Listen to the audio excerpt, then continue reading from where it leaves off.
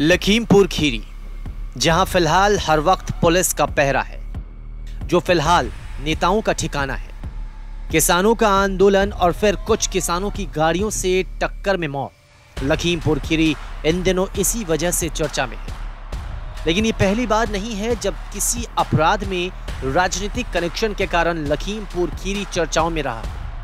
कई ऐसे बड़े मामले रहे हैं जिसके कारण लखीमपुर खीरी चर्चा में रहा।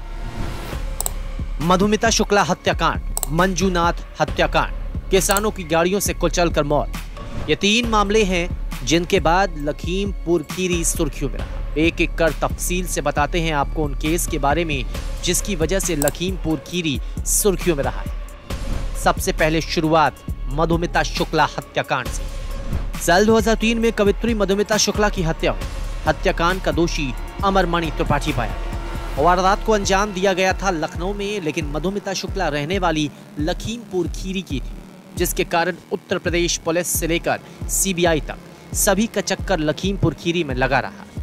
इसके बाद फिर से लखीमपुर खीरी का नाम एक बड़ी वारदात की वजह से सुर्खियों में रहा। साल 2005 इंडियन ऑयल के सेल्स ऑफिसर की हत्या की थी। मंजूनाथ ने दरअसल मिलावट का पर्दाफाश किया था और उसके बाद एस मंजूनाथ की तेल माफियाओं ने हत्या कर दी।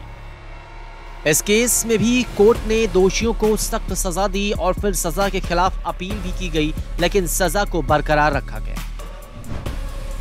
करीब 16 साल के बाद एक बार फिर से लखीमपुर खीरी चर्चा में आ गया। साल 2021 किसान आंदोलन में किसानों की मौत, गाड़ियों से कुचलने पर किसानों की जान चली गई और आरोप केंद्रीय राज्य मंत्री के बेटे पर रहा। इस मामले में भी पुलिस की कार्रवाई जारी है और साफ किया गया है कि दोषी कोई भी हो बख्शा नहीं जाएगा।